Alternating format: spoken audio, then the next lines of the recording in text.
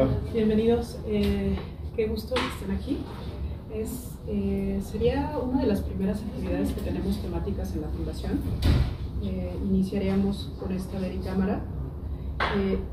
La Fundación como tal no tiene una participación directa en formación, en educación, ¿no? Esos son otros sectores, más hacia la UNAM, la SEP, espacios educativos específicos. Nosotros como fundación contribuimos a la formación. Eso nos facilita algunas cosas, como seleccionar temáticas desde la práctica que consideramos muy importantes, o espacios de oportunidad o huecos que hay en la formación, en arte, en arquitectura y en algunos otros temas. En mi caso, yo soy especialista en arte y consideramos que el trabajo de la cámara, de verdad, en una conversación en corto, puede ser de mucho provecho para todos y cada uno de ustedes. Sé que algunos de ustedes se dedican a difusión, otros a investigación y otros a producción de arte, y como se darán cuenta es un espacio muy pequeño y lo que estamos buscando es tener el contacto directo con Eri para poder, en el mejor de los sentidos que pueda entenderse la palabra, aprovechar su conocimiento. Como lo vieron a lo largo de la semana que lo hemos ido presentando, pues Eri Cámara es senegalés y hay muchas similitudes entre Senegal y México, sobre todo a partir del color, es lo que yo creo, eso nos lo dirá él. Ya tiene bastante tiempo en México, pero es maravilloso que ha ido ocupando espacios de gran relevancia en las instituciones que están especializadas en difusión de arte.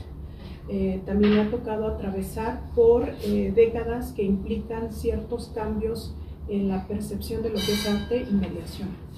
Entonces, bueno, pues para nosotros de verdad, Eri, te agradecemos mucho que hayas donado parte de tu mañana, del día sábado, y desde la Fundación, pues muchísimas gracias por la presencia.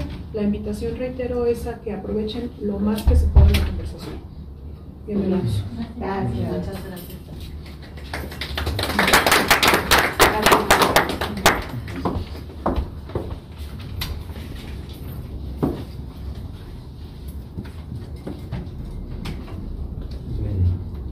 Pues muchas gracias por la invitación y poder contribuir a esa difusión de lo que es la cultura y la cultura que, puedo decir, surgió a partir de la experiencia vivida en México. Yo empezaría por decir, bueno, dice Adriana, soy senegalés, pero podría decir que soy el más mexicano de los senegaleses y el más senegalés de los mexicanos. Llegué en 75 por invitación del arquitecto Pedro Ramírez Vázquez, el autor del Museo de Antropología y del Museo de Arte Moderno, porque tenía un proyecto en Senegal de otro museo, y primero me dediqué al estudio de la restauración. Después de hacer la carrera de restauración dije, bueno, un complemento sería la museología. Entonces me dediqué también a estudiar la museología hasta un cierto momento me ofrecieron en mi primer trabajo, que era la remodelación del Museo Nacional del Virreinato en Tecozotlán. Entonces empecé a trabajar en ese museo. Posteriormente me mudé, después de 5 años, me mudé de este museo al Museo de Culturas Populares en Coyoacán. Y esa diversificación ayudó mucho, pero a la vez como que diversificaba la percepción de la cultura mexicana, lo prehispánico, lo popular, y tenía un gran amigo que era profesor realmente en el museología, que era el maestro Fernando Gamboa.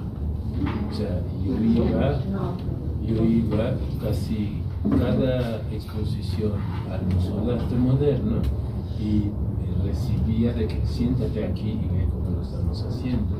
Y aprendí mucho de su sensibilidad y de su disciplina en cuanto a cómo organizar una exposición. Ahí vi las exposiciones de Pierre Soulages, de Mata, los bronces de Venecia, los caballos, y también el Hermitage y muchas otras exposiciones.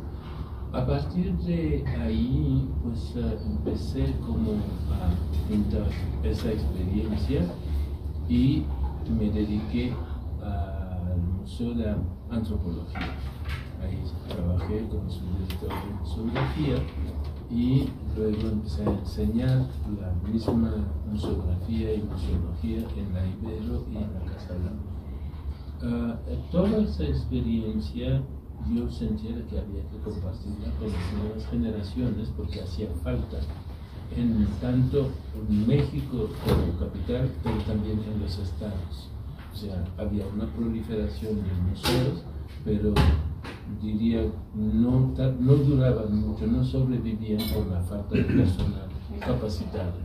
Entonces, ese proceso de enseñanza me llevó como a estructurar todo lo que concierne a museografía y a museología.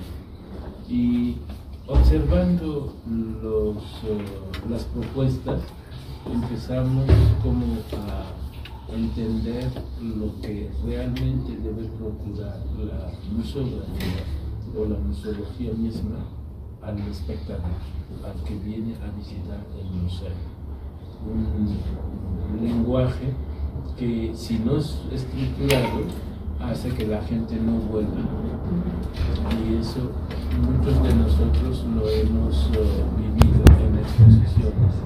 Entramos o nos agrada o nos rechaza. Y creo que es muy importante aprender de esa estructura discursiva, porque si yo entiendo la museografía, sería como efectivamente una atmósfera creada para recibir obras, pero que haya realmente una comunicación entre quien esté en la sala con la estructura discursiva de las obras.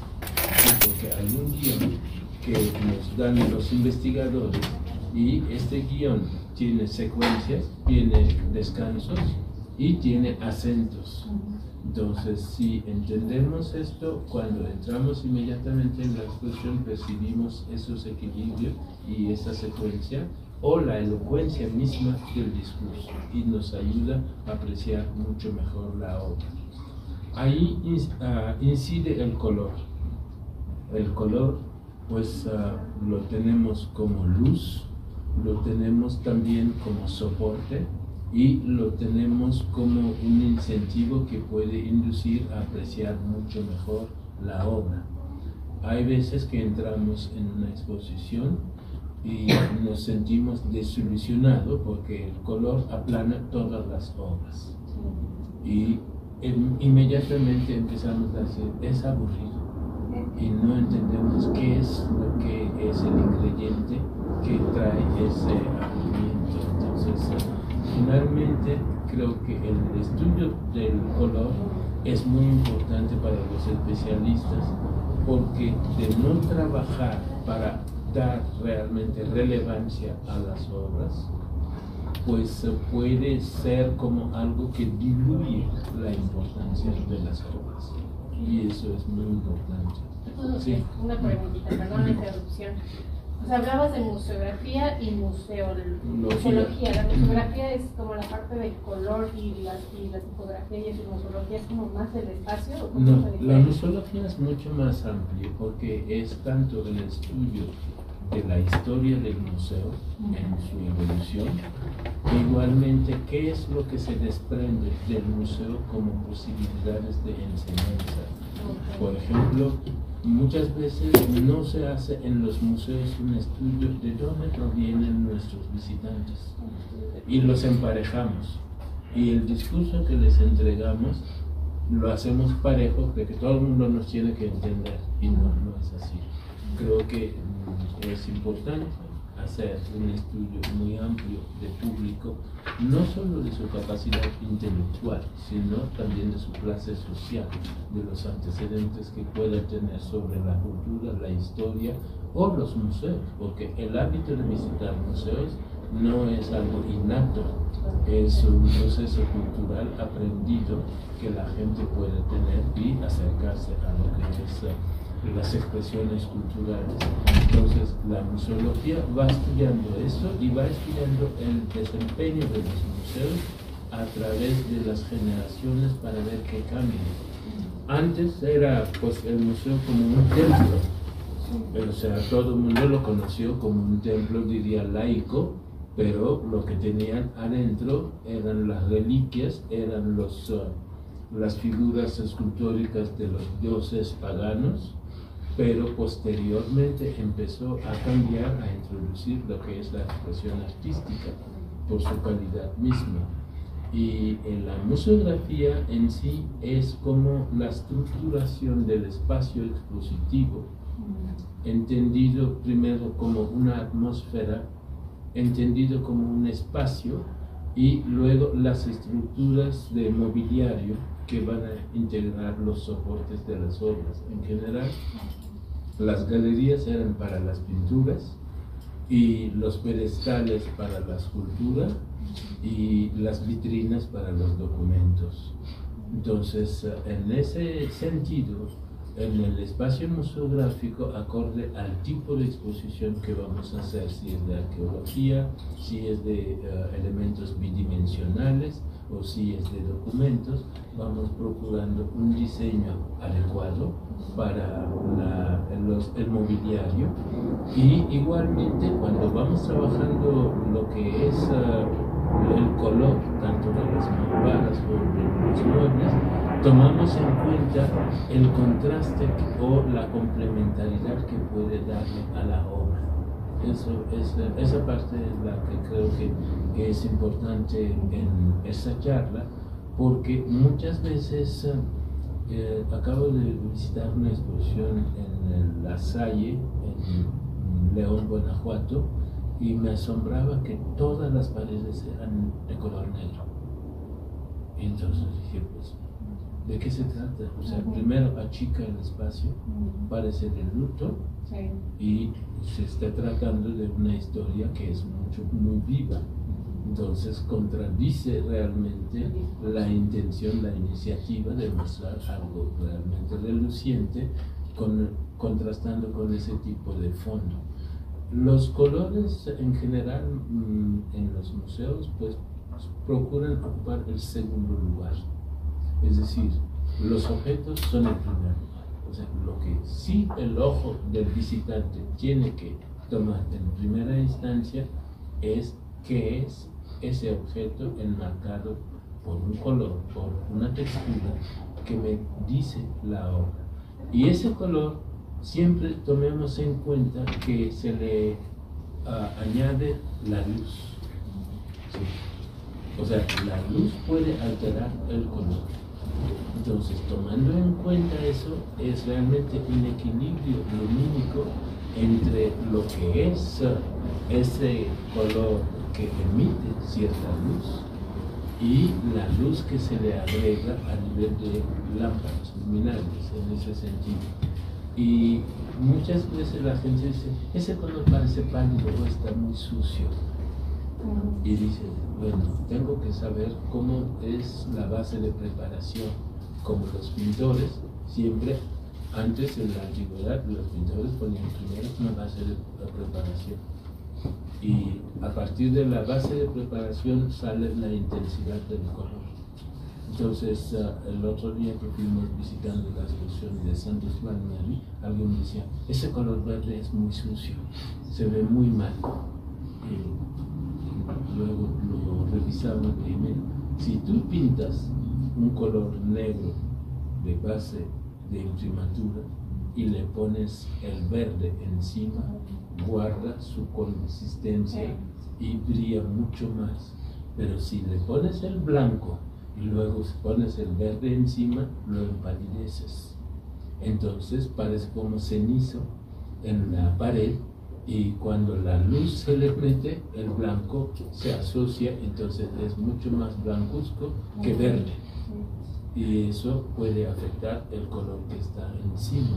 Entonces, son realmente técnicas que se han enseñado en la academia, sobre todo en la materia de pintura, que un museógrafo tiene que aprender para poder entender esas soluciones y poder ocupar el color debidamente, porque de lo contrario pues surgen esas irregularidades que el ojo percibe, y muchas veces la gente sale diciendo, hay algo que en esta exposición que no me gustó.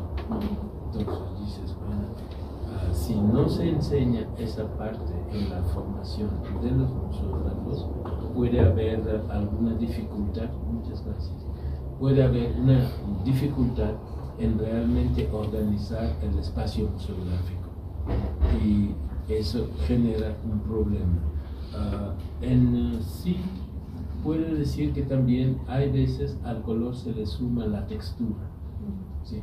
Cosa que puede ser muy interesante porque si tenemos porcelanas o cosas muy, digamos, decorados, el contraste entre ese fondo texturado permite ver realmente las cualidades que puede tener la pieza o la pintura misma. Sí me acuerdo que en San Ildefonso hicimos una exposición sobre arte musulmán y había muchísimas losas pintadas y con cierta calidad muy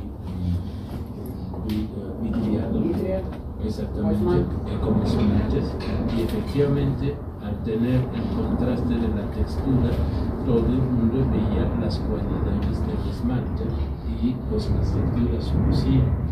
En el arte oriental pues yo creo que sí se puede tomar en cuenta. En la cerámica prehispánica también, o sea, se puede utilizar. La misma joyería colombiana, el oro de Colombia, luce mucho cuando uno trabaja con ese tipo de textura. Pero... ¿Textura hablas, por ejemplo, en las paredes, sí, en lo que rodea la pieza? Así es, sí. O sea, muchas veces México tiene muchas piedras, como vemos, ese es Petro Morales. Hay una tienda que creo que está aquí en Diagonal San Antonio, cruzando el periférico. Tiene estos, por ejemplo, molidos como si fueran diferentes grados de ¿cómo se llama?, de piedritas, como arena. Exactamente. Al mezclarlo con los colores y tenerlo en una pared luce precioso y se puede utilizar como también solución. En sí, creo que la diferencia de una buena exposición muchas veces puede partir de ese envoltorio que es la presencia cromática en el espacio en diálogo con las obras.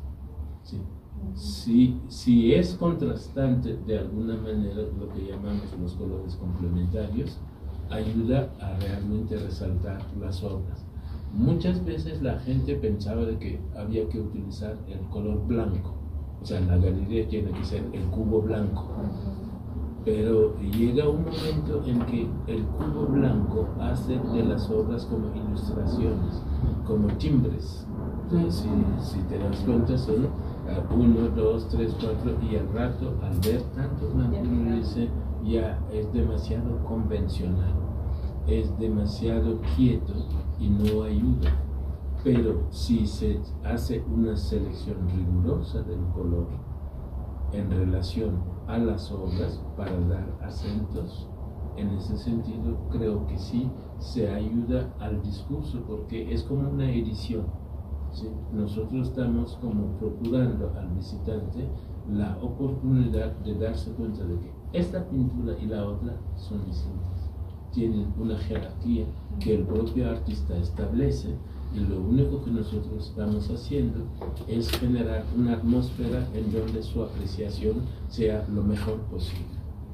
Y eso creo que sí es una aportación a los visitantes, porque muchas veces ellos no tienen dónde aprender ese lenguaje, no tienen dónde realmente apreciar esa estructura, y nosotros tenemos que ser como el puente. También en las exposiciones de pintura hay gente que suele utilizar marcos. Los marcos pueden ser muy barrocos o pueden ser muy sencillos, que van como delimitando la obra.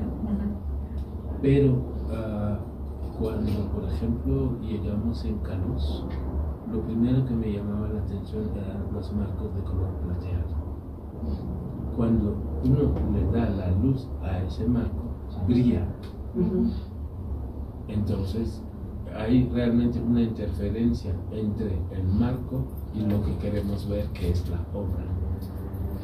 Entonces uno dice, bueno, estoy de acuerdo que el plateado sea interesante, pero si lo puedo apaciguar, si lo puedo aquietar, pues patinándolo lo logro y apago el brillo.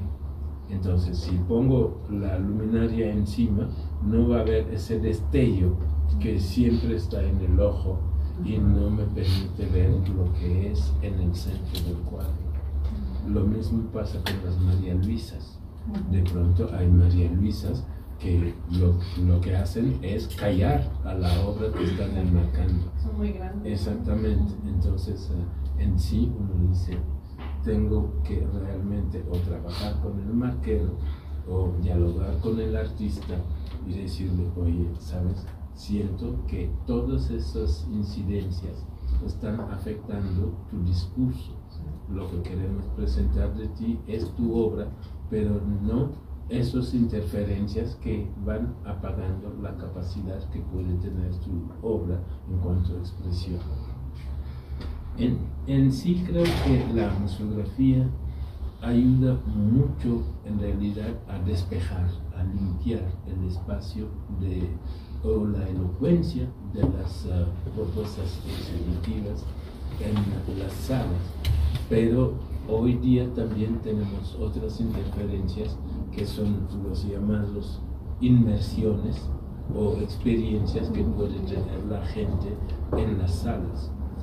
Ahí no sé si es un problema mío, pero yo prefiero guardar siempre el respeto a la obra. O sea, es la originalidad de los artistas y creo que siempre tenemos que tener esa humildad en aprender de cada obra y para llegar a ello pues hay que dejarle en su dimensión correcta, en su equilibrio. Y eso quiere decir que en el entorno de las salas del museo debe de haber ese respeto para que en el diseño, en la aplicación de la cromática, pues pueda haber ese silencio reducido para que lo otro sea mucho más elocuente y expresivo. Desafortunadamente hoy día hay tanta inquietud en las nuevas generaciones en que pululan no solamente las pantallas, sea de tablets, para enseñarte en el tablet algo que por la misma vibración que tiene el aparato no te permite ver la concentración que hay en las obras. O sea, la paleta de las obras a veces es quieta, no tiene esa vibración de una pantalla. Entonces, creo que son dos formas de concentración de la percepción y si no lo sabes discernir, como que estás viendo y viendo, pero superficialmente. Entonces, creo que igual en la historia de la museografía es muy importante enseñar esas formas de percepción para que la gente lo pueda distinguir y puede aplicarlo en los espacios que vaya visitando, porque de lo contrario, me acuerdo de una exposición que un crítico francés dice, le permitieron a la clase media entrar en las salas, se volteaban viendo pero sin ver, y la idea de sin ver era, están en la sala pero están diciendo como un rito. ¿Qué es lo que están viendo los conocedores que yo no pueda ver? Sí. Entonces, ahí sí creo que el refinamiento de la percepción obliga a que los propios museos vayan de pronto dándole herramientas a los públicos para que puedan realmente sacar provecho de sustancia en un espacio y ver lo que realmente se debe de apreciar, porque de lo contrario estamos cayendo en una costumbre realmente ridícula que me tomo la selfie por acá, y la obra no, nadie la ve. Incluso creo que hay una imagen en todas las redes sociales en donde los estudiantes están sentados en una banca en el Prado y todo el mundo está viendo su celular, si la foto le salió bien o mal. Entonces, aunque extendamos la percepción o la apreciación de las obras en los espacios museográficos, creo que no solo se trata de revisar si mi foto salió bien o mal, sino al contrario, ¿qué aprendo de este espacio? ¿Qué aprendo de estas expresiones? Porque puedo decir que el arte de generación en generación va reformulando su mensaje y se puede expandir como se puede reducir, pero a nosotros de percibir lo esencial de lo que nos ofrecen los artistas para que realmente podamos aprender algo más. Y creo que el arte tiene esa capacidad de que siempre te puede procurar una nueva experiencia. El utilizar los colores en el espacio museográfico es una herramienta. Entonces tomámoslo como una solución, una alternativa para reestructurar el discurso museográfico y para también procurar la apreciación correcta de lo que los artistas o el arte en general, el patrimonio cultural nos ofrece, porque así podríamos como depurar ese lenguaje que cuando se vuelve turbio no permite a veces la apreciación de las obras. Eso también es equilibrio. Necesitamos dialogar los museógrafos y los curadores en que pues haya equilibrio en las cantidades de obras que se proponen en las salas, porque muchas veces te agota la cantidad y ya no ves. Sí, ya no ves. Entonces es muy importante para que una exposición sea equilibrada que haya un rigor en la selección. Ese rigor va a permitir que la gente en la capacidad de apreciación como de también percepción diga, con esas 30 obras ya tengo y ya entendí y ya puedo continuar apreciando qué está haciendo el artista. Pero hay obras, hay exposiciones en donde casi nos dicen, fueron 800 obras. Y dices, ¿para qué? Sí. O sea, tu capacidad de percepción no te permite absorber tanto. Entonces sí hay que pensar en esas proporciones para realmente generar un equilibrio entre el soporte o digamos la envoltura y la cantidad que se está dando en ese espacio y la capacidad de las personas en percibir lo que se les está ofreciendo. A eso nada más añadiría otra cosa, que hay otro color en realidad que está afectando mucho dentro de las exposiciones, que es la gráfica, es decir, la documentación, las cédulas que van apareciendo cerca de obras. Muchas veces entramos en una exposición y al cerrar un tantito los ojos, lo que más vemos son las cédulas, por la placa blanca chiquitita que está pegada a la obra. O sea, no lo podemos borrar porque está en un color determinante más fuerte muchas veces que lo demás, o por su blancura resalta demasiado. Entonces, hoy día muchos museógrafos prefieren evitar esa plaqueta y poner directamente la letra en la pared, pero pecan también porque disminuyen el tamaño de la letra. Entonces tienes que venir a pegarte a la pared para ver qué me está diciendo. Entonces eso, y el custodio llega, no se puede acercar tanto. Entonces esas incomodidades hacen de que no me sienta bien en la sala y me voy. O nos peleamos. ¿Por qué me está regañando? ¿Por qué me está diciendo esto? Y eso genera también disturbio en las salas de exposición. Entonces creo que es muy importante realmente tomar en cuenta todos esos aspectos que estamos señalando para que al concebir un museo, no lo concibamos nada más por la parte aparente de lo que se ve, no, sino de ese entramado de conexiones, ese entramado de comunicación que participa el visitante, participa el erudito, participa el neófito, que vienen realmente a apreciar una obra de arte o un patrimonio cultural del que no tenemos mucha información. Y eso pues es una interacción muy fuerte que debemos de ir, diría, evolucionando y también perfeccionando para que cada vez más haya más diálogo con lo que presentamos y con el espacio donde nos encontramos. Y prefiero detenerme ahorita en eso para ver si hay algunas preguntas o algunas inquietudes que quisieran desarrollar en torno a esa parte.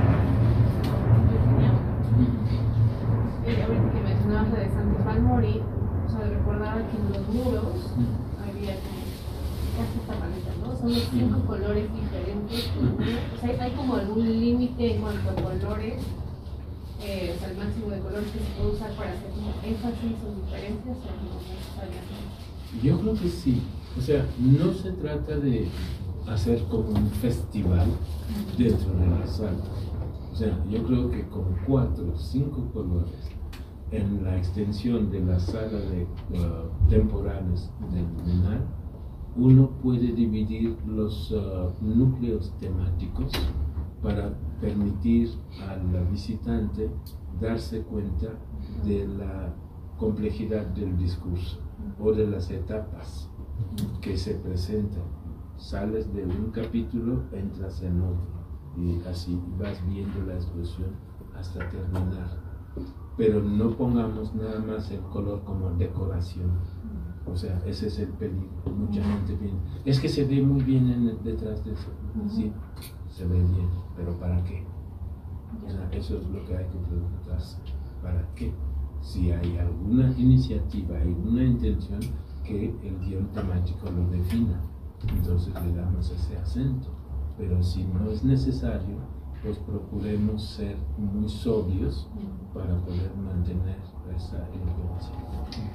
Ahorita que estás hablando del mural, me acordé del trabajo que hiciste para el Museo Nacional de Antropología, que era todo un reto, ¿no? Porque primero reunía como mucha obra que antes se había encontrado fuera del mismo sitio, y también se convirtió en un espacio de educación para el visitante, que es un reto, ¿no? O sea, porque uno puede estar citado para ver un autor en un espacio-tiempo determinado, una exposición individual o colectiva. Pero en el caso del Museo de Antropología, creo que es uno de los grandes retos que han tenido a nivel museográfico. Así.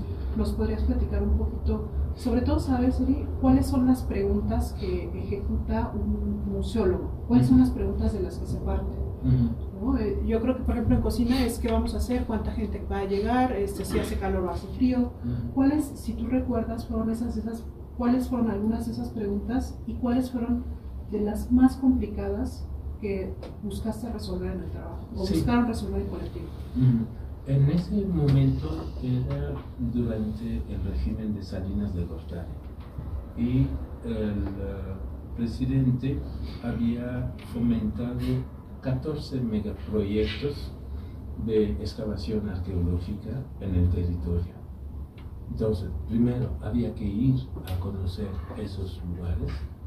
Estaba en pleno proceso de excavación, las piezas surgían y con diferencias, obviamente, por las regiones, y nada más me dijeron, es que habrá que tener el espacio listo para los 14 megaproyectos y se inaugura tal fecha porque el presidente ya se va.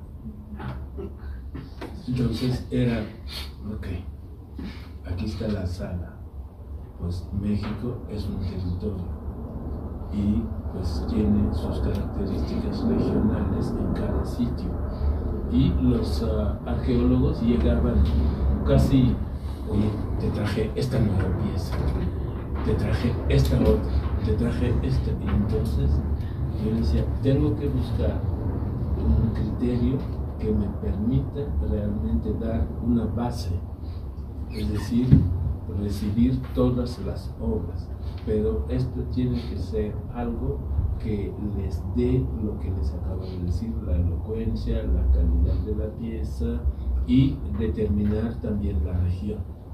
Entonces dije, voy a elegir tal vez arbitrariamente, pero lo voy a hacer para tener mis colores. Y teniendo esos colores, decía, acorde a la calidad de la pieza, ahí sí tendría que estar dialogando con las piezas, realmente. Es casi como te dan una colección y tú, evaluando la colección, aprecias cuál es la singularidad de cada pieza y en un momento dado lo vas enmarcando en la estructura del espacio museográfico, del espacio de la sala. Y eso me permitió como poner todas las regiones que se habían excavado y en sí hacerme, como dice Adriana, las preguntas. Oye, ¿qué quieres decir al visitante? Y obviamente a los arqueólogos sabía, porque dialogaba con ellos, pero me interesaba más el que no estaba enterado. ¿Sí? O sea, ¿qué quieres decirle? Este es una aportación que recientemente se ha conocido en 14 sitios arqueológicos que no se conocían o se conocían a medias, y que gracias a las investigaciones, a las excavaciones, se ha llegado a un nivel de conocimiento mucho más progresivo de lo que antes era. Y efectivamente eso sí sucedió, pero no es un ejercicio fácil, habrá que hacerlo en equipo. Sí, eso sí creo que es muy importante señalarlo, tener un equipo de colaboradores en donde vayamos determinando si funciona o no funciona, y cualquier observación que se discuta en grupo para que realmente no caigamos en una especie de subjetividad que no corresponda realmente a ese lenguaje más colectivo. Finalmente llegamos a esa solución y todos los arqueólogos se sintieron representados. Y no hubo pelea entre ellos, porque si no era tú a Matos le estás dando toda la importancia por Teotihuacán. No caigamos en eso, porque si no va a haber como celos, va a haber como el enfoque a tal, y finalmente al inaugurar la exposición, como que a lugares como Tonina, que mucha gente no le prestaba atención, pues brillaron. Lugares como Xochiteca, igualmente estando cerca de Cacaxtla, no se conocía, pero el acento, por ejemplo, en este caso de Xochiteca, yo preferí por la cercanía ir ahí y pernoctar ahí varios meses. ¿Y por qué? Porque decía, bueno, si no vives el proceso de excavación del lugar, no puedes realmente entender a fondo todo lo que sucede ahí. Y me llamó la atención porque primero era un lugar muy singular, estando cerca de Cacaxtla, que es dedicado a los guerreros, y Xochiteca es dedicado a la mujer. Y muchas veces no le daban importancia, pero los arqueólogos, al hacer la excavación, encontraron casi como figuras, podría decir más de 30 o 40, que tenían una serie de ropas de la época prehispánica que nunca se había considerado, y realmente era la moda de la época en este lugar. Y con todos los niveles sociales representados, podías ver lo que casi podía asimilar el mercado de Tlatelolco, que está en la sala principal mexica, detrás exactamente de la Piedra del Sol. Y realmente era darle ese sentido de cotidianeidad, de que procura no sublimar, sino mostrar que bueno, aquí así se vivía. Y creo que es muy importante esos diálogos que el museógrafo puede tener con los colaboradores, sean arqueólogos, sean historiadores del arte o sean artistas, porque siempre enriquece el lenguaje que queremos procurar a nuestros visitantes por la experiencia. Sí. ¿Alguna otra pregunta? Pues aquí hay escultor, pintor, pintora, artistas, mediadores, curadores. Yo creo que es el momento, compañeros, de iniciar la conversación precisa. No sé, es el momento como para las preguntas para Eri directas. Yo creo que vale la pena iniciarlas, de ser posible. Oscar tiene exposición en Puerta, Alberto están con exposición en Puerta. Es el momento, ¿no? O algunas cuestiones a lo mejor, Ulises, que hayas tenido para poder montar tu obra, cómo lo resolviste, cómo idealmente se podría generar una especie como de mecanismo más o menos neutro, como para aplicarlo siempre en la sala. Si tenemos grandes ventanales a veces que nos tocan en una exposición, el reto de la propia escultura, ¿no? Que de repente no hay una lógica en cómo se organiza y cómo se presenta. A veces ponemos escultura y pintura atrás. Sí. Es el momento, compañeros, de verdad. Esto es no quisimos llamarlo conferencia, sino como taller, porque todos estamos metidos. Carmen es jovencita, pero está haciendo cosas maravillosas en Metepec con barro. Laila está haciendo investigación. Entonces es el momento, compañeros, de verdad, en el que podemos empezar a hacer esta conversación mucho más personal, como colegas, para ir resolviendo, ¿no? Yo me quedaba, por ejemplo, ahorita con la duda de Eri, de preguntarte cuál fue una de las exposiciones que más trabajo te costó resolver. Yo me acuerdo que nos contabas de San Ildefonso, la estructura que se colocó equivocamente. Sí. ¿Y cuánto cuesta eso en dinero, por ejemplo? ¿No? O sea, ¿cuánto cuesta en dinero?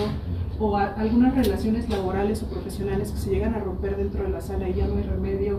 O sea, toda esa parte humana que constituye una exposición, que la gente que está acostumbrada a llegar no lo lee, pero todos los que estamos adentro sabemos todo lo que pasa. Entonces yo creo, compañeros, que sí vale la pena ahorita conversar sobre esos puntos, considerando la gran labor que ha tenido él. Entonces es el momento.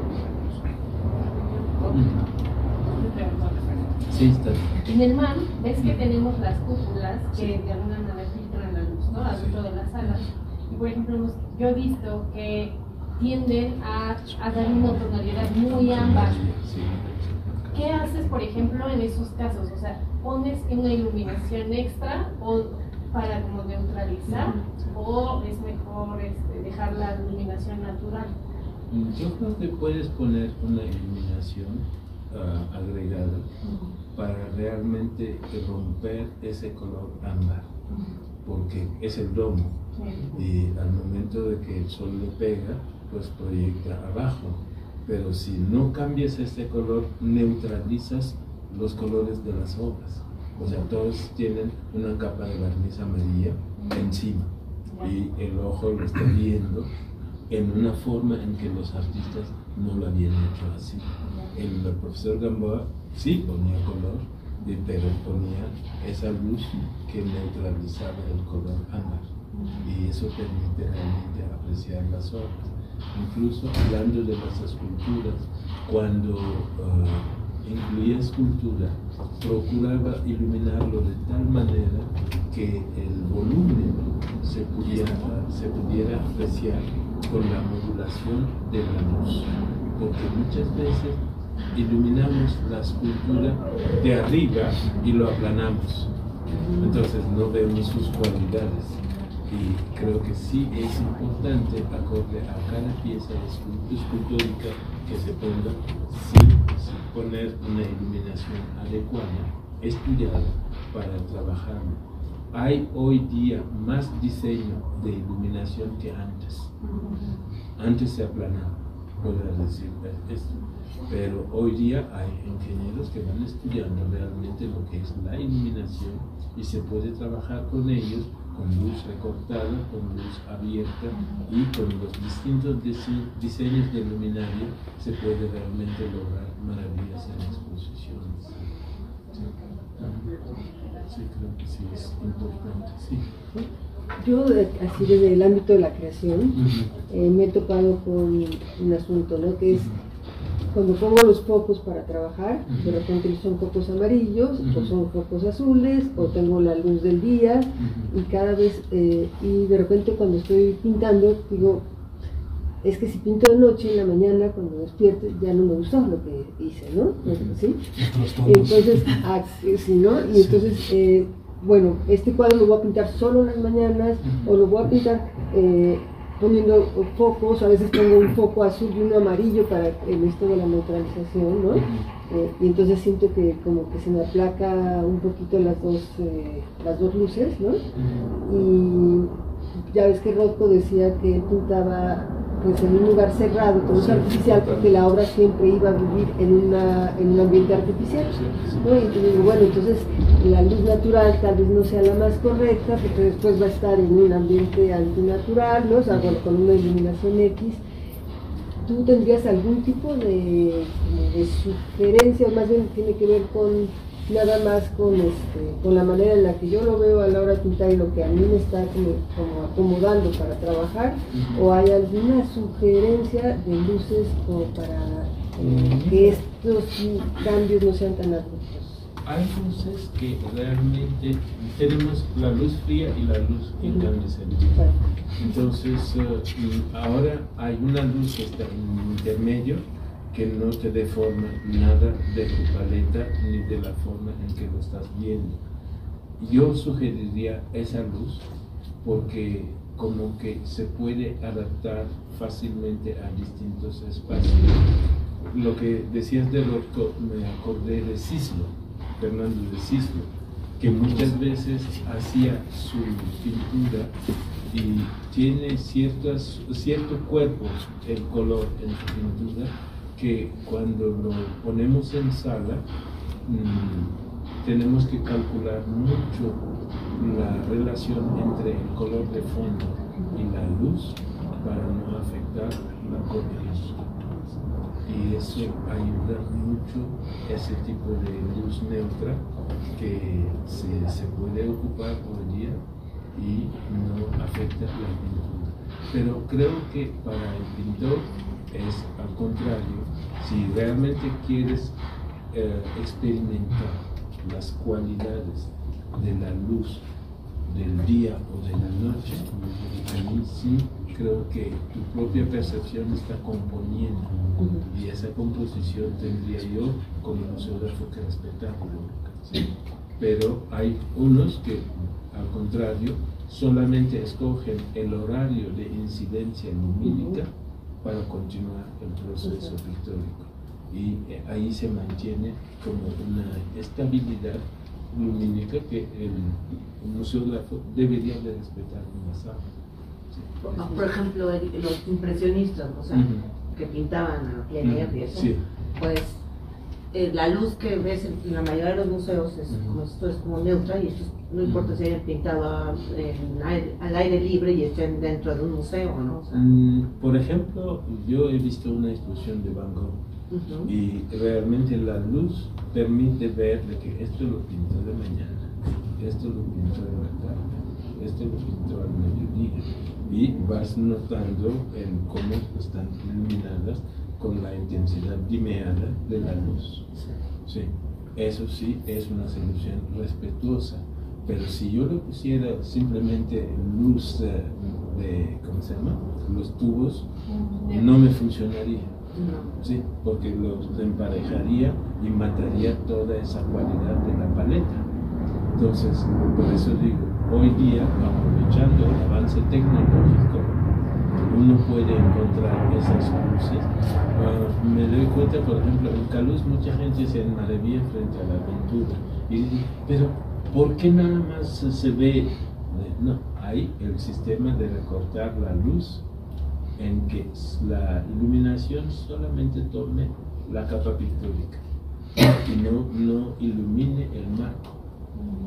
Entonces ahí sí tu ojo toma la pintura como si fuese una ventana y tú estás viendo a partir de la ventana el paisaje, ¿sí? O el retrato.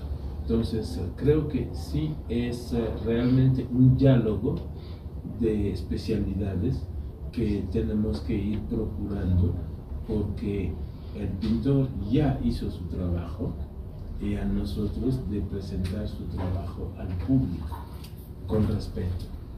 El escultor lo mismo. O sea, si no sabemos que el volumen de la escultura importa, podemos aplanar. Sí, y podemos verlo en las casas, en donde la luz de la sala pues casi elimina totalmente el volumen de la escultura. Y lo vemos en un rincón y decimos, es que no se veía así en el taller. Sí, entonces creo que es importante ese trabajo. Y lo mismo en las salas de museos, como el caso puede ser igualmente del color. Mucha gente abusa del color rojo, y cuando el color rojo está cerca del ventanal, proyecta su color hacia la sala. Entonces ves como un ambiente rojo, que si hay una gráfica al lado, sea dibujo, sea grabado, y dicen, pero ¿por qué el grabado se me ve así? Es simplemente porque el color rojo está rebotando su luz hacia la otra pared. Entonces, ahí igualmente son como disciplinas que hay que mantener en la aplicación. Y igual, crear un ambiente. O sea, yo puedo tener 10 o 15 obras, y digo, lo que quiero es que cuando la gente lo vea, que haya un silencio. Entonces puedo manejar colores que permitan esa concentración dentro de la sala, como para que solamente su mente se enfoque en las obras.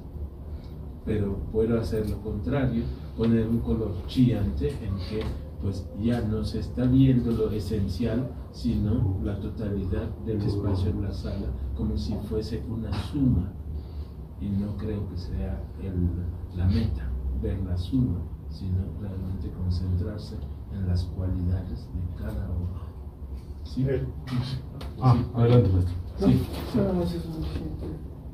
Que dentro del proceso de escoger el color acorde a la obra, dijiste hace un momento que manejas lo óptico.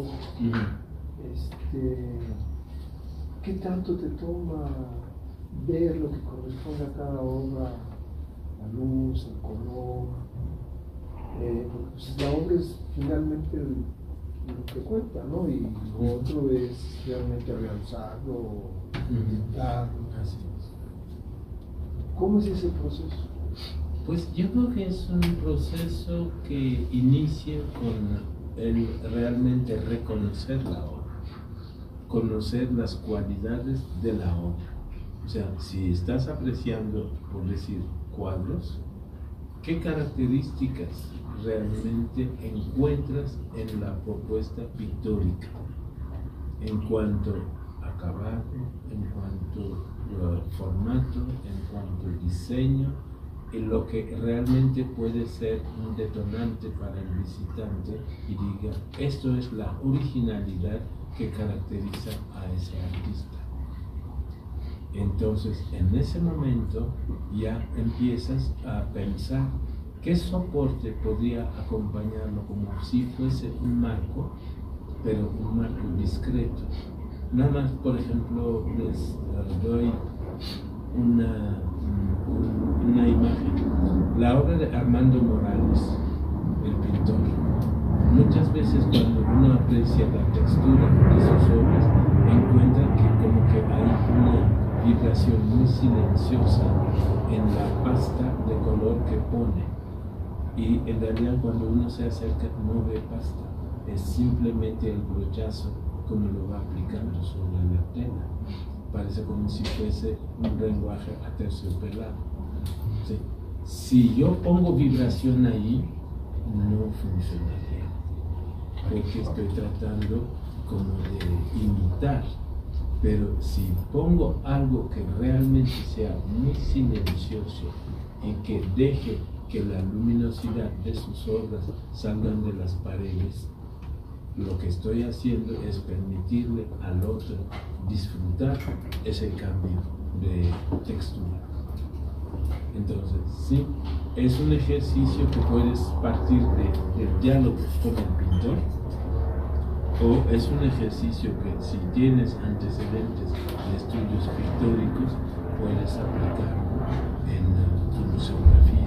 Yo, en general, podría decirte que prefiero siempre estudiar al artista. Sí.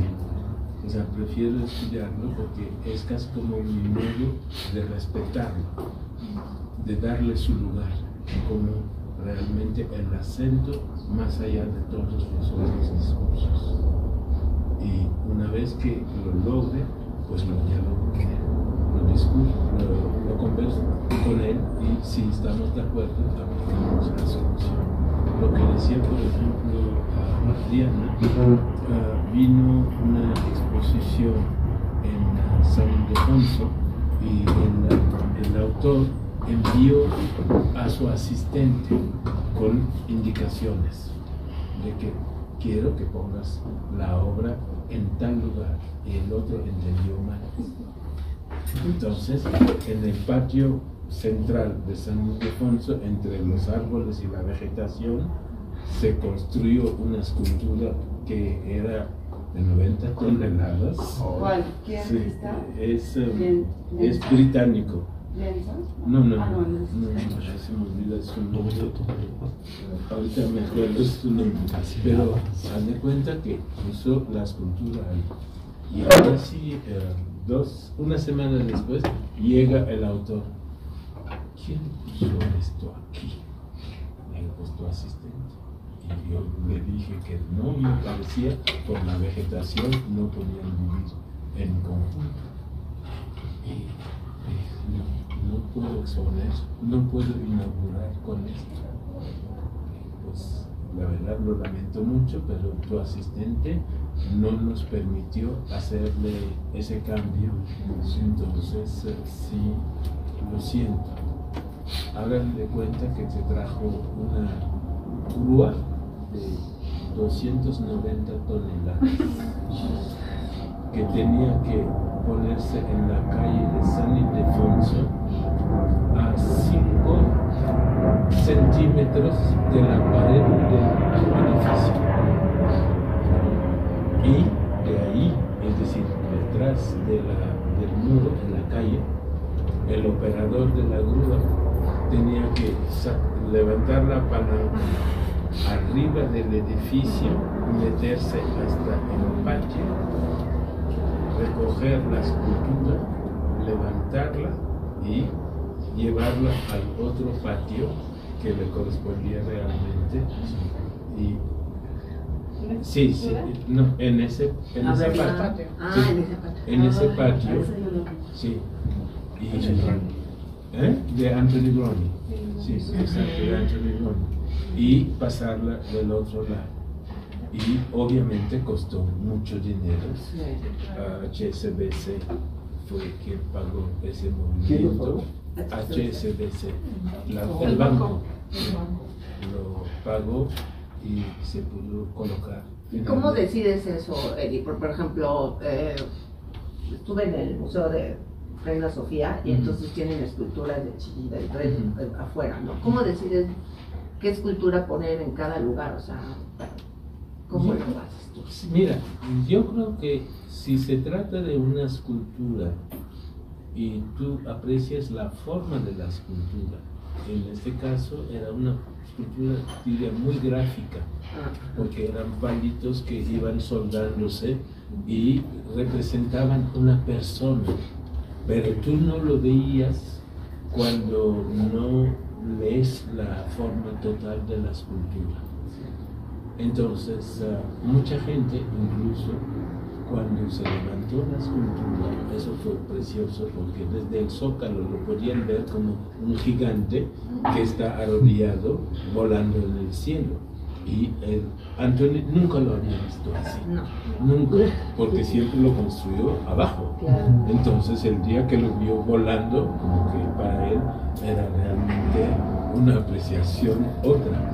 Y creo que si tú vas a poner una escultura, tienes que ver el entorno, porque es una escultura monumental y tienes que convivir con este entorno y dialogar con este entorno. ¿Le ayuda o no le ayuda? Eso es lo que hay que preguntarse. Si vemos las esculturas, por ejemplo, de Louis Bourgeois, las arañas, las vemos realmente majestuosamente puestas en la plaza y la arquitectura parece como si fuera el monstruo saliendo y se ve precioso, ¿sí? Pero si lo ponemos en un ambiente barroco o aquí con los troncos va a estar peleando, entonces no va a lucir aquí, ¿sí? Eso es lo que tenemos que estar tomando en cuenta.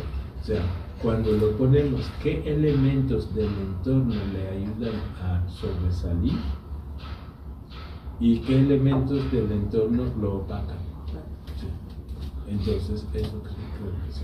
En este momento, buenas tardes a todos. En este momento tenemos una exposición en la que vamos a combinar pintura, tanto óleo como wash, con escultura. Pero la escultura es nitrato, la escultura viene impartida en nitrato de plata y la obra es muy colorida. ¿Cómo jugamos en ese discurso para que no se coma la obra a la escultura? ¿Qué solución podríamos encontrar? Yo digo separarlas, por un lado, porque las dos obras tienen atributos muy fuertes. Entonces, si las juntamos, se va a ver muy denso y no se va a permitir apreciar uno ni el otro. Entonces, compite. Pero si las separamos y vemos en qué materiales podemos apoyarnos para que los ordenen en un espacio, se permitiría ver la pintura con colores muy vivos en un fondo atenuado, y en el otro vamos a poner un fondo que permite que la escultura, siendo nitrato de plata, como dices, se sobresale sobre este fondo. Pero no conviene para nada conjuntarlos porque no se va a apreciar ni uno ni el otro. Entonces no nos apoya en ese sentido. Ok, tendríamos que separar la pintura de la escultura. Mira, separación no diría, porque sería casi como decir, aquí está la escultura, aquí está la pintura. Sí, yo creo que en la misma museografía se puede jugar con las paredes, con los colores, para que en cierto momento haya esta integración, ¿sí? Para no disociarlas totalmente, o hacer una alternancia en donde no diría pintura, escultura, no, sino grupos, islotes que permiten realmente apreciar las dos cosas. Gracias. ¿Cómo sería esto de un fondo atenuado para mucho color? Mira, los fondos que se pueden utilizar son los grises, o sea, los grises coloreados. En realidad, tú puedes encontrar una gama muy vasta de grises coloreados, que más bien es un gris que tú le agregas otro color. Y ahí se puede quedar como muy silencioso atrás de la obra y no afecta, porque si pones el blanco detrás de una obra muy colorida, el color va a sobresalir a fuerza. ¿Sí? Entonces, para evitar el uso del blanco convencional de la galería, lo vas tomando como colores tierra o como colores que son como las cortezas de los árboles. Entonces, esto tú ya sacas provecho de eso.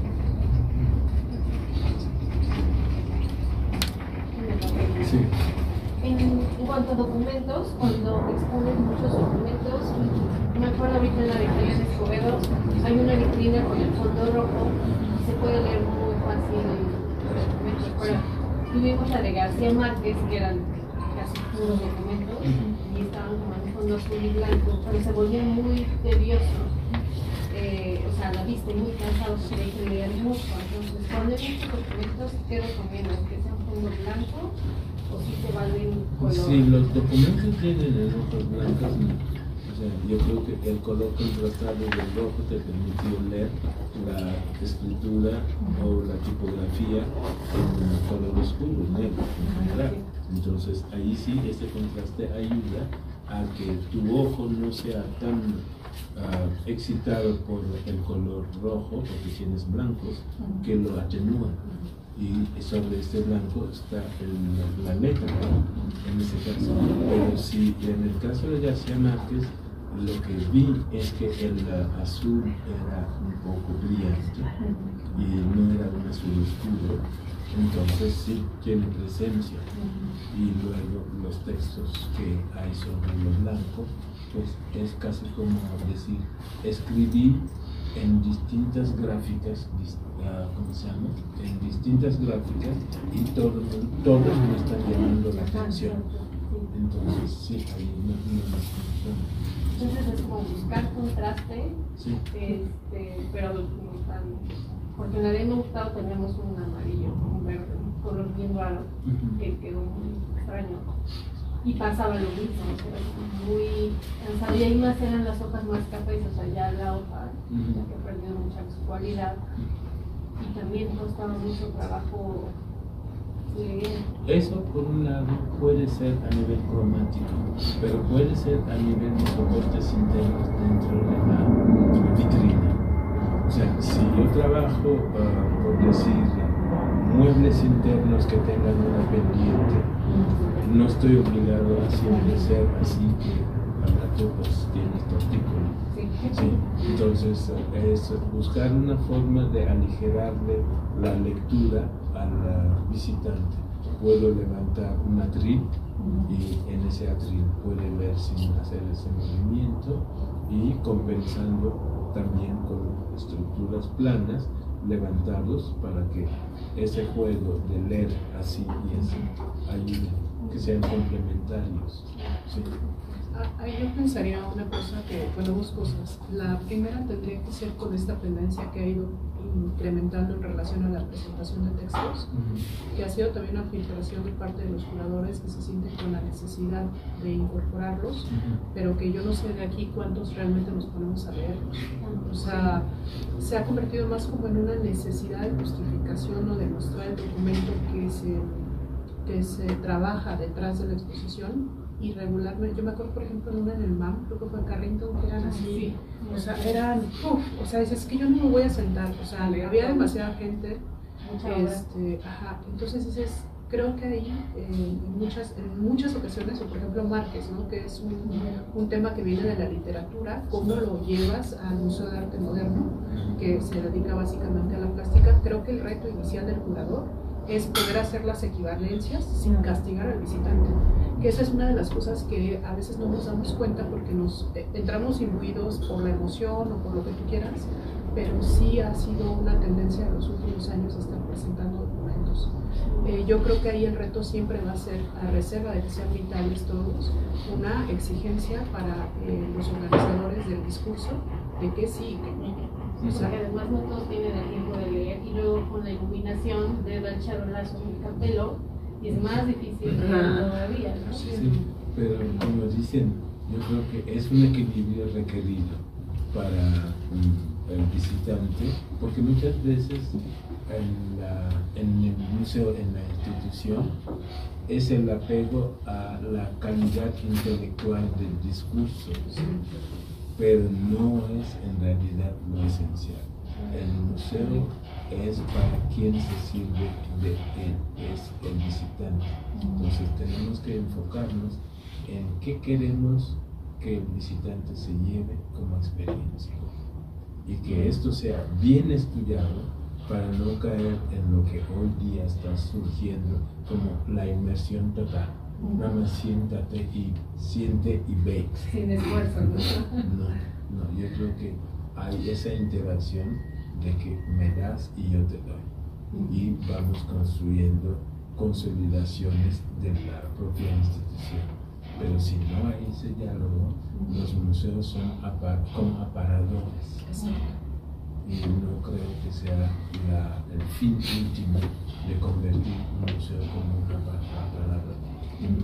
Y la segunda cosa que yo quiero decir es que ahorita que te escucho, Eric, pensaba o reflexionaba en los últimos trabajos curatoriales que hemos elaborado, y sobre todo también el tema del montaje.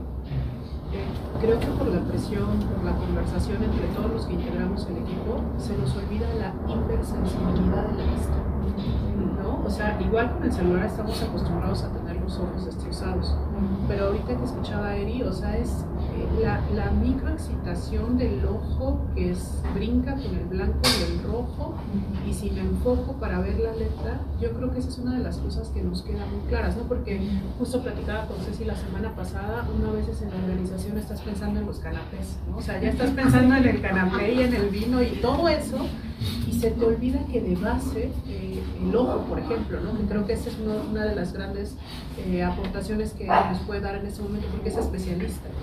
O sea, es enfocarte en esa parte que es la base, ¿no? Y de ahí empezar como a generar estas, yo las estaba entendiendo ahorita como veladuras, ¿no? Como esas pequeñas veladuras que permiten que el ojo no tenga una experiencia repulsiva, o que también sea tan intensa que te haga ciego para el resto de estímulos, ¿no? Entonces creo que eso, y sí, o sea, el canapé sí es bien importante, porque lo es, pero sí de repente tener todas estas cosas planchadas previas a, ¿no? Eso es lo que ahorita yo estaba pensando en ese punto.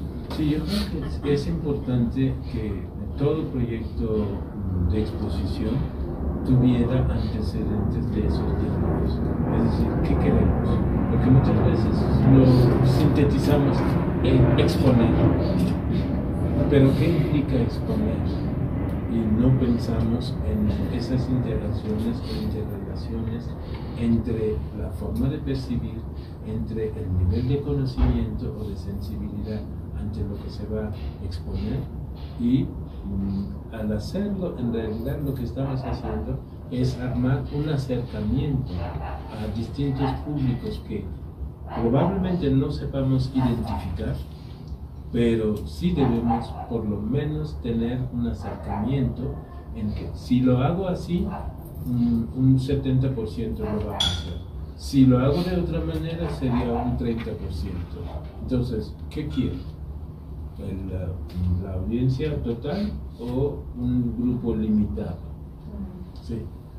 Por ejemplo, me pasa que me encanta el Museo de Bellas Artes y me encantó la exposición de Adriana y todo, pero cuando he ido a otras abajo, como que está muy oscuro, ¿no?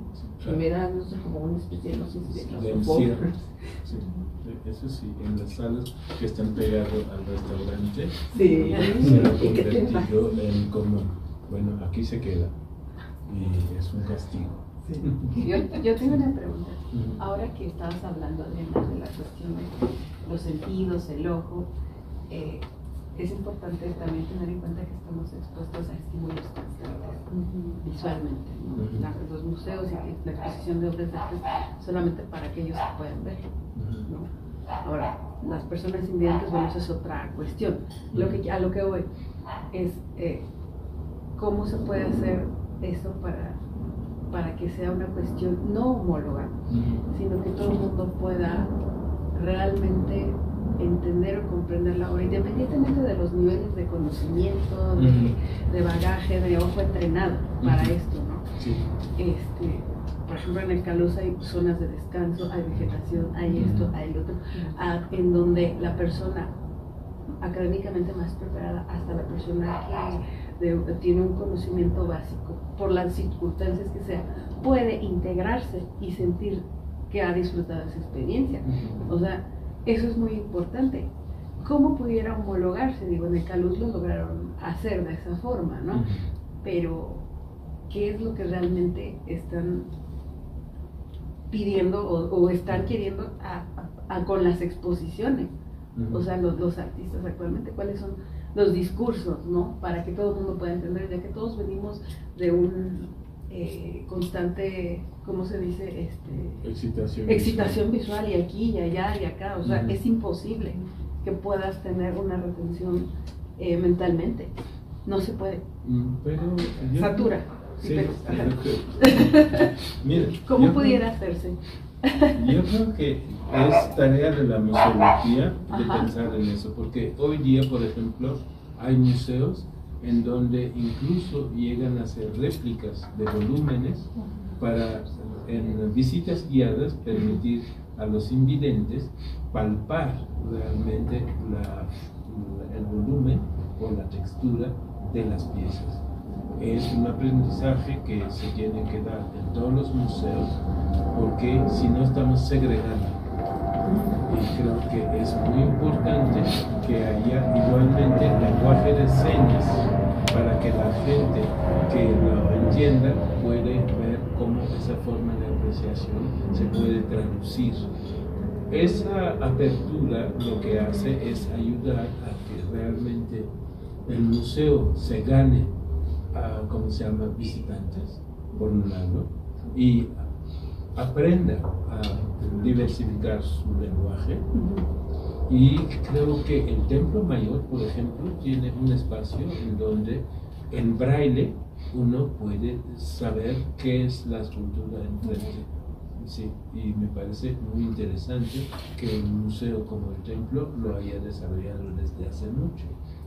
Creo que es muy importante, pero como dicen, hay veces no tomamos en cuenta nuestras deficiencias, y creo que sí tenemos que ser humildes y reconocerlo. Hay exposiciones que, si se dan cuenta, hay diferentes tamaños de tipografía. Entonces, ¿qué hace el ojo?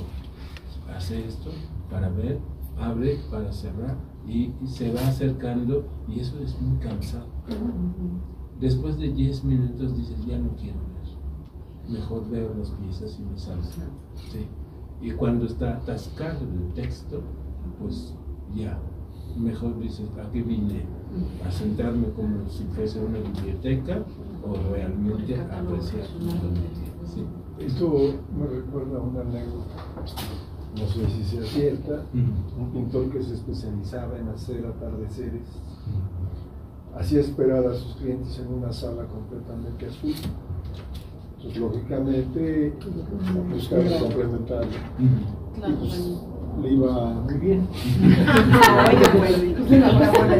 Porque el ojo se cansó y buscaba inmediatamente su complementario, ¿no? Claro. Como eran atardeceres, pues tú ya le quieras tomar. Pues, Hay que aplicarla. yo creo que para apoyar realmente la evolución de las instituciones museográficas es plantear esos cuestionamientos, o sea, cómo queremos entretejer la relación. Y eso realmente creo que puede ampliar las negociaciones, porque pues no nos distraigan con tanto estímulo y procuren en sus proyectos enfocarnos en lo esencial. Pero ahorita, Erien, por ejemplo, que dices de las inversiones, eso de que a todo vas a ver Monet y Van Gogh y todo, ¿tú crees que ese es como que el futuro de los museos? O sea, como todo ese tema tecnológico. No, yo creo que es una distracción momentánea. Sí, es una moda.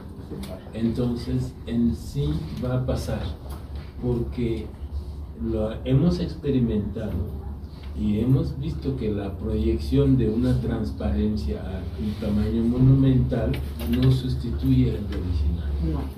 Eso entonces es una evidencia de que no funciona. Y los museos siguen enseñando las obras originales de estos autores. Es simplemente una experiencia, pero se limita a esa experiencia. Y cuando siento que lo experimenta uno, dice, pues está bien, pero no me sustituye la obra. Y eso realmente creo que hay que considerar. Y lo otro es, muchas veces tenemos la obra aquí y tenemos la pantalla cerca. Y la pantalla nos está tratando de dar explicaciones sobre la obra. Y inmediatamente uno se incomoda. En el sentido de que, ¿y si yo lo percibo de manera distinta? Porque me tienen que decir. Exactamente.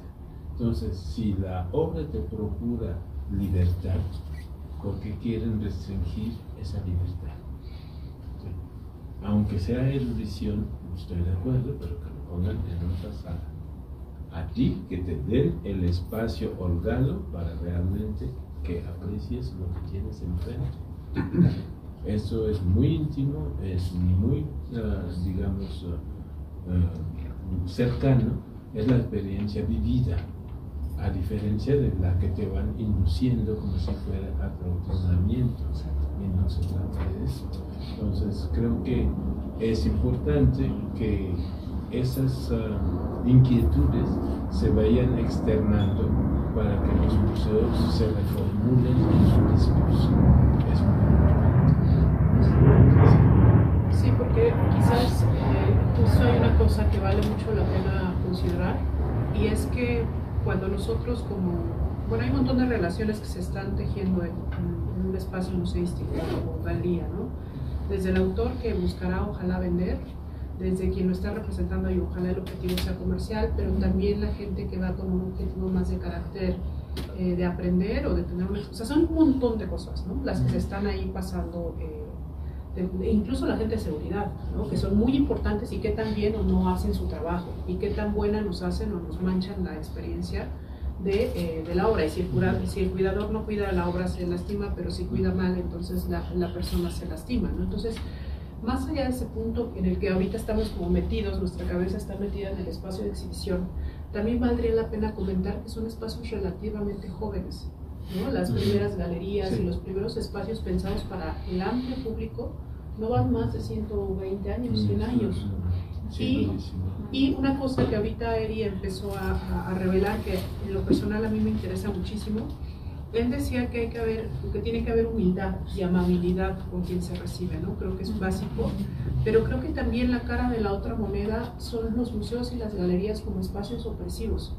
Esos espacios que a mí automáticamente me hacen sentir incómodo, que a mí automáticamente me hacen sentir que soy insuficiente, o incluso, por ejemplo, me tocó ir hace no mucho al Museo Tamayo.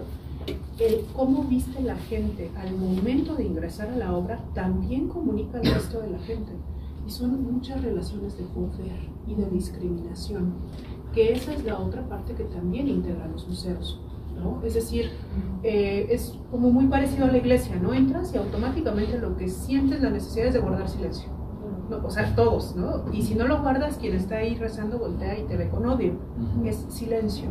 Pero yo me acuerdo ese día en el Tamayo y decía, bueno, es que esto parece más pasarela de modas que un trabajo de visita a una exposición. Pero también refleja cómo los públicos asumen el acto de asistir al museo.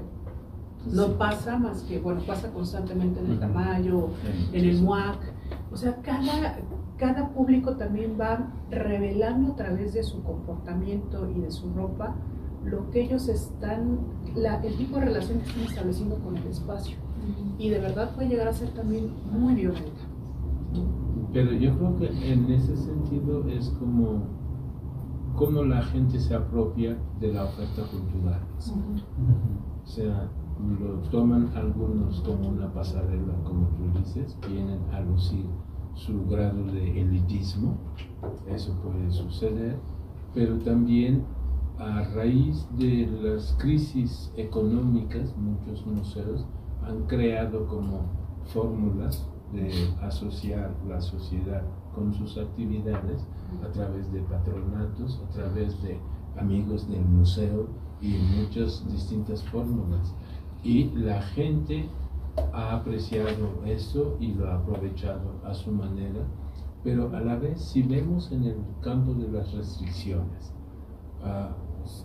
algunos de nosotros hemos visitado exposiciones en donde te acercas de más y suena la alarma y brincas. Algunos se asustan, pero otros lo toman como juego, y el custodio se desespera y al rato no sabe qué hacer. O sea, eso lo hemos visto en los museos. Quiere decir que no hubo un buen diálogo, sino la innovación tecnológica presente en la sala, pero entendido de distintas maneras por los distintos públicos. Entonces creo que sí son situaciones que permiten cuestionar al museo. ¿Cómo introduces realmente lo que quieres que la gente aprecie o la gente interactúe con, sin realmente una previa presentación, pues generas un desastre. Sí, por eso, por ejemplo, en el Museo de Antropología, pues cuando pusieron esas cosas para el oro de Colombia, me llamó mucho la atención porque estábamos en pleno montaje y uno de mis asistentes tenía la pieza aquí en la bolsa. Salió a comer. Se salió con la pieza al restaurante, comió y al ratito no se veía la pieza en la sala. Y cuando, Foco, ¿dónde estás? En el restaurante. ¿Y la pieza dónde lo dejaste? Me vas a matar, está en la bolsa de mi camisa. Regrésate silenciosamente, no le digas a nadie y por favor, ya recuperamos la pieza. Entonces, así, exactamente, entonces ahí es realmente donde se indica la necesidad de reformular ciertas cosas constantemente, pero en diálogo, porque de lo contrario vamos a tener esas incidencias en los museos en que vemos el MUAC, casi todo el mundo tiene la cara de que yo ya sé lo que está diciendo la cédula, no necesito leerlo. No, seamos humildes, léelo, porque seguramente puede haber un error. Sí. Eso sí. Y que se prohíban las fotos, que por ejemplo en algunos museos que no se permiten tomar fotos a las obras. Pero que se diga que el flash de no, sí. Prado no te dejan ya nada. Sí, pero ahí sí también son como ante la inseguridad que tienen en su sistema, sienten de que bueno, se puede manipular la foto, se puede llevar a otros usos, o los que traen sus obras en comodato de plano digan no quiero que se privadas. Entonces son acuerdos que los museos tienen y por ejemplo en la exposición que tuvimos recientemente de Regenerando, la exposición sobre las mujeres, Vida Jovanovic había hecho una investigación de 2 años con presas que fueron a la cárcel y indebidamente porque el marido o el compañero los agredía. Entonces ella hizo esta investigación, esa señora, con el acuerdo de que guardas discreción, no me identifiques. Entonces ella misma pidió al museo que no se tomara foto de esta obra. Entonces se entiende el respeto que la autora tiene con sus sujetos y que pide discretamente al público, ¿sabes qué? No saques esta foto porque imagínense que la hija de esta señora la vea en esa condición. Entonces sí creo que son situaciones que se pueden estudiar y se pueden encontrar soluciones. Sí. Yo tengo una duda. Sí. En la arquitectura nos piden seguido ejercicios de museos, es muy común, y ahorita yo estoy haciendo uno y estamos muy trabados en lo que es el piso. Muchas veces se ve lo que son los muros, la altura, las tragaluces, las luces así enfocadas a la obra, pero el piso es como de que es que el epóxico nos sale más barato, pero cómo brilla, cómo satina a veces las obras, o de que no vamos a poner un concreto que sea un poco repellado para que la gente no se vaya a patinar, y ya pones una textura y ya no empata con lo que estás queriendo proyectar visualmente. Entonces ahí, ¿qué consejo podría dar para los cuando es obra nueva o cuando ya está el recinto hecho? Como que, ¿qué tips podrían ser para ayudar? En un recinto histórico obviamente no se puede trabajar tanto porque por las mismas medidas de protección que instaura patrimonio no se puede, sí. Pero en las nuevas construcciones yo creo que también son diálogos que el arquitecto y los diseñadores de interiores deben de trabajar de tal manera que ese piso no sea brillante o no sea peligroso. En la inauguración del Museo Tamayo, una señora se resbaló y fue la pieza. O sea, pues casi parecía una especie de performance. Sí, sí. Exacto, se resbaló y se fue y la vestido jalándose y dice, sí. Entonces dices, no debes de hacer, como se llama, pendientes tan forzados, porque al bajar pues no se dan cuenta, pisa la ropa y se va. Entonces es dañino. Pero yo creo que un piso neutro que realmente absorba la luz puede ayudar a realmente dar atención a las paredes. Me acuerdo en este mismo museo de Sumaya, en la inauguración, en cada pieza, no les miento, había un extinguidor. O sea, eran casi como 200 o 300 extinguidores pegados a la pieza. Y saqué una foto que el instituto me prohibió poner en la prensa, porque era una especie de niño Dios que estaba como quejándose de la cercanía del extinguidor. Entonces quise sacar la foto para decir, oigan, ¿qué pasa? Porque horrible, y aparte calor. no te permitían poner comentarios. Exactamente. Y yo dije, no, pero ¿para qué está a el mí me siguió seguridad en todo el techo. y no puede poner. Me hablaron, oye, ¿qué uso vas a hacer de estas fotos? No, es mi archivo, nada más los voy a dar para la enseñanza. No lo vas a publicar, no, se los prometo que no los voy a publicar. O sea, sí, pero oigan, ya. La hija del señor Slim es estudiante de museología. Pregunten, o sea, ¿se debe o no se debe? Tan sencillo como eso. O sea, no puedes poner en cada pieza un extinguidor como si fuera el vigilante de que no me toques, no me toques, no me toques. Entonces, son situaciones que para la enseñanza yo creo que sí es importante tomar todas estas observaciones que el público está dando a conocer para perfeccionar la relación. Sí, de eso se trata. El museo está para la relación, sino es un espejo en donde el ego se repite. Sí. Yo tengo otro pregunta que hablaban de este tema. Me acuerdo del Jumex, cuando estuvo la exposición de Cartier. Así todo el Híjole. O sea, para mí hubieron muchas cosas que me sacaron del discurso del Jumex, que siempre me ha sido como muy coherente, ¿no? Y de repente vi esta museografía, que sí era más como de aparador, ¿no? Tal cual. Y entonces me empecé a preguntar, o sea, estamos como en un showroom, o se supone que es un asunto educativo, porque incluso buscando yo como aprender algo sobre joyas o así, ni siquiera había textos, ¿no? Y entonces, o sea, mi pregunta es como, tú como curador o personal del museo, no, o sea, no puedes intervenir ahí, porque sé que tenían patrocinadores, bueno, o sea, el sueño de todos, ¿no? Los servicios de los museos, pero ¿cómo como público, o sea, tú puedes exigir al museo algo de calidad? O sea, ¿solo a través de comentarios o cómo? De comentarios o de una publicación en la prensa.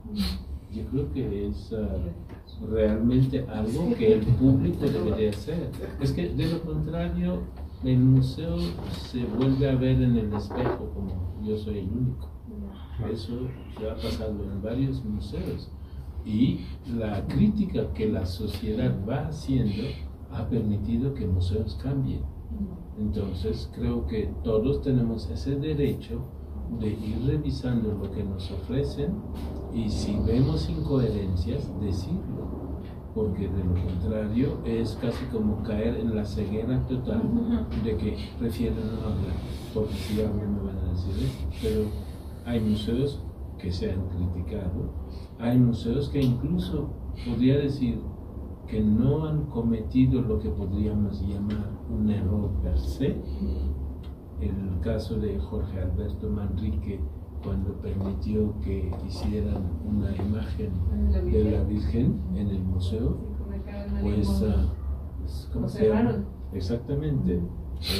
Y curiosamente se da cuenta que no se sigue la historia. O sea, yo, por haber estudiado museografía, estoy muy concentrado en ver qué sucede en ese campo. Pero antes de esa imagen de la Virgen de Guadalupe pintado por Rolando Rosa, se llamaba, exactamente, había el proceso Pentágono. Ellos presentaron una Virgen de Guadalupe que era como esas figuras que le jalas la cuerda y va levantando la falda. Sí. Y eso participó en una bienal, pero nadie se dio cuenta, nadie dijo nada. Pero con Provida, ya en la puerta del museo, pues me valió la renuncia a Jorge Alberto Manrique, porque era un movimiento religioso con un dirigente que resultó ser incluso alguien que vendía ¿cómo se llama? De niños, de niños, pornografía de niños. Entonces ahí sí yo creo que es mejor que el público se esté atento a la calidad de sus instituciones, porque pagamos impuestos para que trabajen esas instituciones y muchas veces no hay manera de verificar si nuestro dinero está bien utilizado o no. Y creo que son comentarios que solamente recibiéndolo del público vemos una reacción. Sí, lo que pasa es que también está pantalla, ¿no? Porque Mariana Escobedo, no, ¿cómo se llama? La arquitecta Escobedo, Frida Escobedo, esta María Clara, no me acuerdo la que hizo la curaduría, ¿no? De la diseñadora, que es también la de MUAC. Esta pantalla, y pues si tú no sabes, pues si nada más aprecias las joyas y eso, y si ya se te ocurre decir algo con la gente, dice, ay no, si estuvo increíble, ¿no? O sea, no. Pero yo creo que esa palabra que estuvo increíble, lo mismo he dicho de la exposición que tenemos en Canus de Tintán, pues yo creo que no hay que sublimar algunos temas en los museos, sino dejar como una ventana abierta en que el público pueda reconocer la cultura popular de su generación o de generaciones anteriores. Sí. Pero si empezamos a sublimar o a heroizar las figuras, al rato ya les quitamos la naturalidad, la cotidianidad que pueden tener, porque todos somos vulnerables, podemos tener errores, podemos tener aciertos o podemos tener errores también. Entonces creo que los museos deben de siempre ser objetivos en lo que están ofreciendo al público, porque si no se trata de decir, vengan a imitar lo que les decimos, y no creo que sea eso nuestra tarea. Yo creo que también el libro de comentarios es muy útil, ¿no? Porque mucha gente no va a dar el periodicazo, ¿no? El público general, ¿no? Pero sí puede dejar una opinión que haga valorar, ¿no? Es cierto, pero no lo leen. O si lo leen, no lo filtran. O hay gente que no quiere que se ponga. Sí, exactamente. Sí.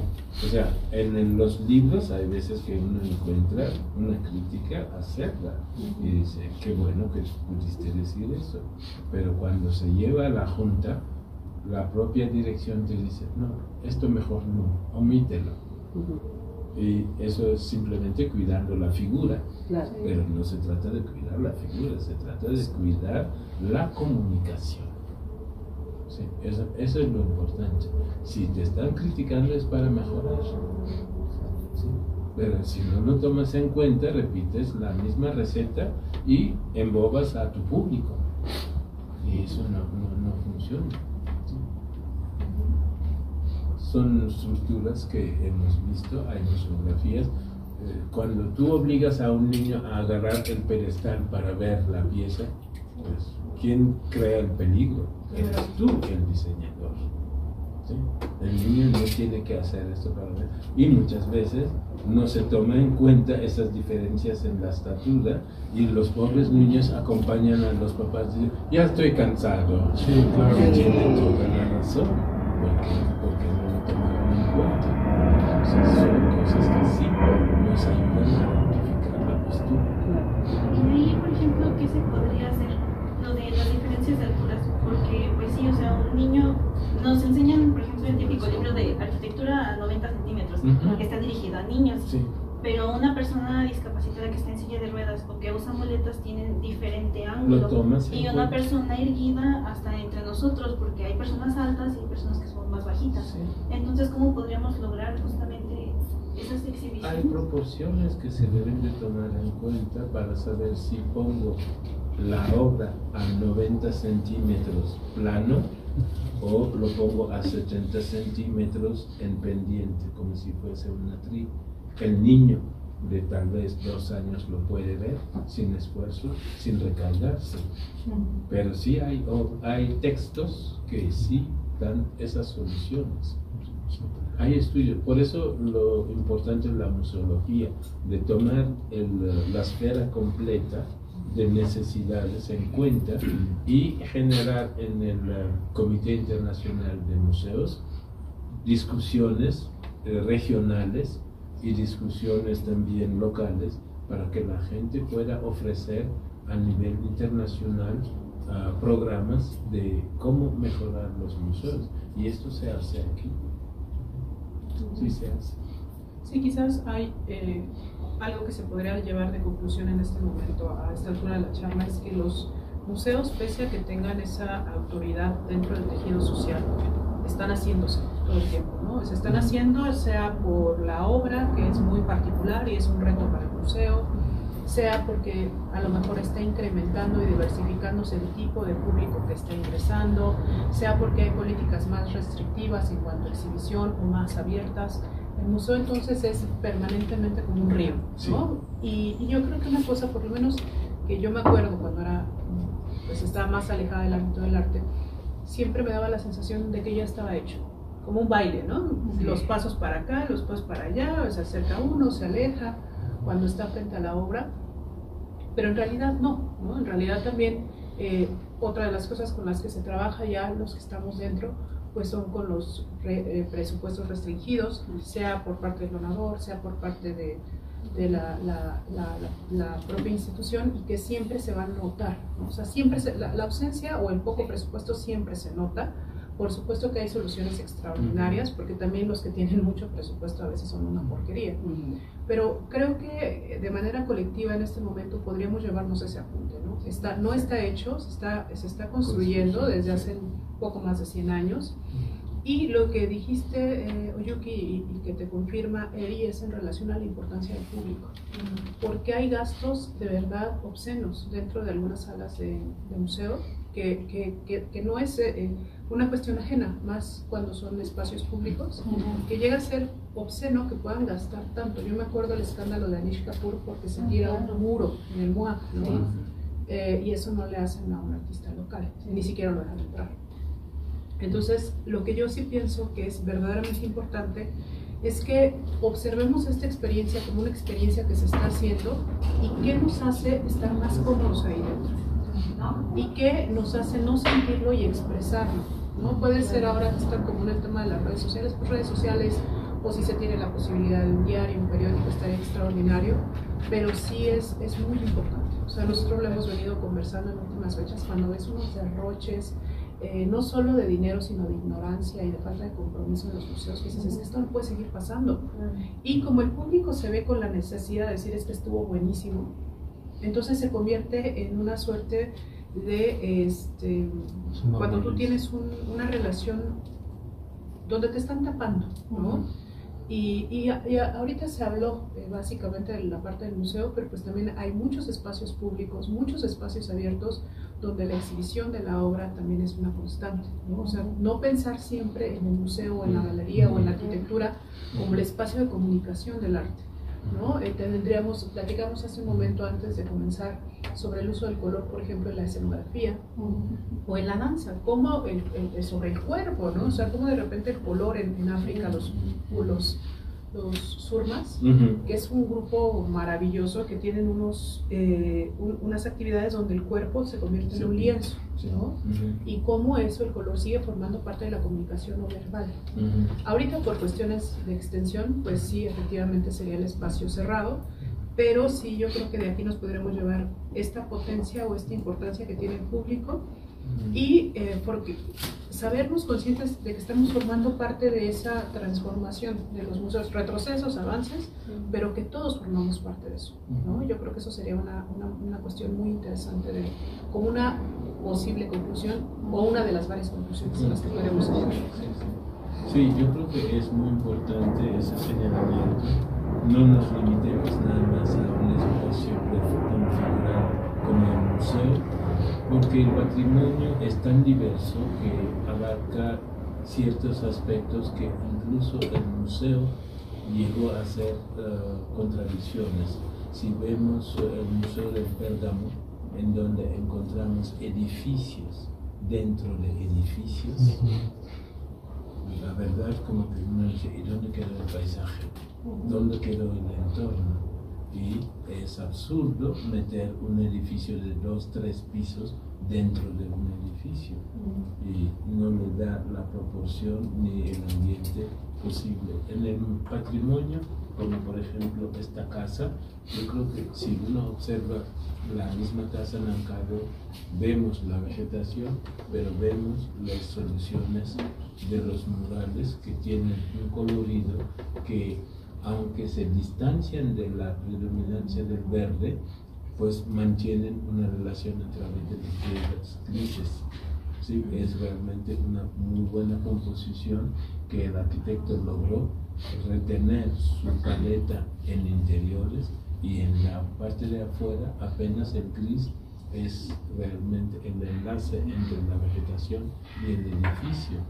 Son apropiaciones, son aportaciones que el público tiene que tomar en cuenta y ojalá que se vaya desbordando todavía más. Yo me acuerdo que ese criterio cromático que aplicamos en las salas muy pulcras, muy limpias de exhibición, no lo pude hacer, por ejemplo, en pinturas populares, en donde pues era recrear el dinamismo de la cultura popular en salas. En el caso de la exposición de Tepito, era realmente una ambientación en donde querías traer el barrio a la sala sin quitarle su vivacidad. Entonces tenías que trabajar en ese sentido. Pero en fin, insisto, es un diálogo permanente, es una reconstrucción permanente en la relación entre los creadores, los receptores y los que organizan ese discurso en el espacio. Listo, pues a reserva de que hubiera alguna pregunta adicional, estaremos concluyendo con la conversación del día de hoy.